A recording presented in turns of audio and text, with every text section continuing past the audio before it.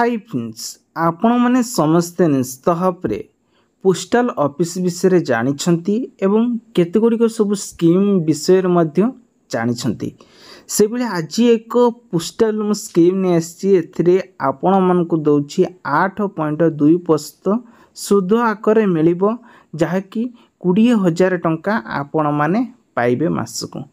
तेबे केमिति पाइबे ता प्रोसेस कौन अच्छी फॉर्म टी पूर्ण करिवार ता प्रोसेस जानतु जहाँकि मिडिल क्लास रो जने चाहिए स्कीम टी अप्लाई करि परिबे बा योजना रे से माने रखिकी किछि टंका से माने लक्षाधिक टंका इनकम करि परिबे।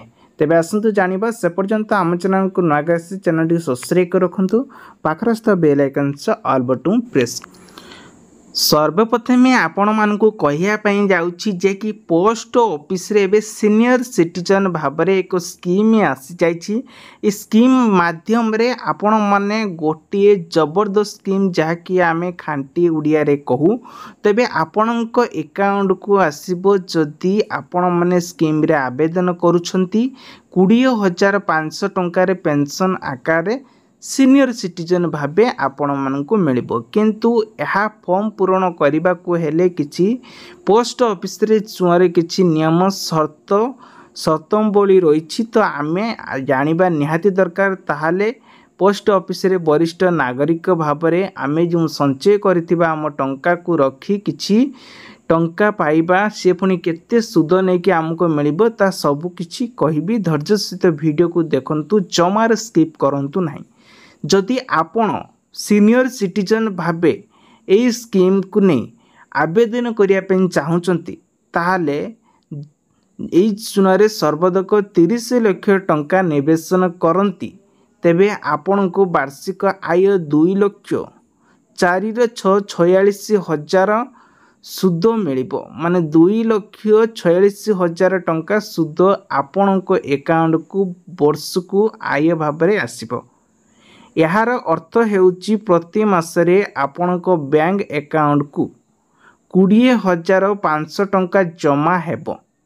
एई समय पोस्ट ऑफिस सीनियर सिटीजन भाबे केते दउची सुद 8.2% रे जहा जे कोनसी सरकारी समय उपलब्ध होउथिबा सर्वाधिक हार को सीनियर सिटीजन ले 8.2% सुध हार रे पोस्ट ऑफिस देउछि। एबे हमें जानिबा एई समय पूर्व केते रहिथिला ता ऊपर टिके जिबा।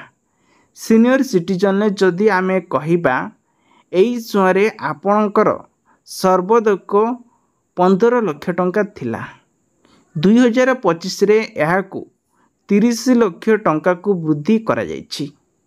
एही समय गोटे थर आपण माने निवेशन करिया पई पड़िबो। प्रति 3 मासिया रे आपणको अकाउंट को सुध जमा हेबो। जदि आपण चाहंती तेबे एहाकू आपणकर मासिक खर्च भाबरे मध्य व्यवहार करि पारबे। एथिरे किए निवेशन करिबो एवं केमिति करिया पई पड़िबो। एथिरे निवेशन करने को हेले आपणकर बयस 60 वर्ष किंबा ता ठारू अधिक हेबा उचित एवं आपण जने भारतीय नागरिक हेबा उचित। कहिबा गले 55 रू नहीं 60 वर्ष बयस रे सेही लोक माने जो योजना रे अवसर नहीं छंती आपण पोस्ट ऑफिस रे किंबा बैंक को जाई एही अकाउंट खोली पारिबे। एबे आमे जानिबा बहुत इम्पोर्टेंट जोटे कि टिकस उपरे कौन प्रभाव पड़िबो। एही समय प्राप्त सुद आय उपरे आपण को टिकस देबाकू पड़िबो। तथापि निवेशन परिमाण धारा रे 80 सी अनुଯାयी 1,50,000 टंका पर्यंत छाड़ पाई योग्य। तेबे योजनार अवध केते एही सुनारे अवध 5 वर्ष पर्यंत 5 वर्ष परे आपण एहाकू आउ 3 वर्ष पाई वृद्धि करि पारिबे। एथिरे आपण समय पूर्वरु टंका उठाई पारिबे किंतु एथिपाई जरिमाना देबाकू पड़िबो। तेबे पोस्टर नाम कौन रही देखंतु सीनियर सिटीजन सेविंग स्कीम।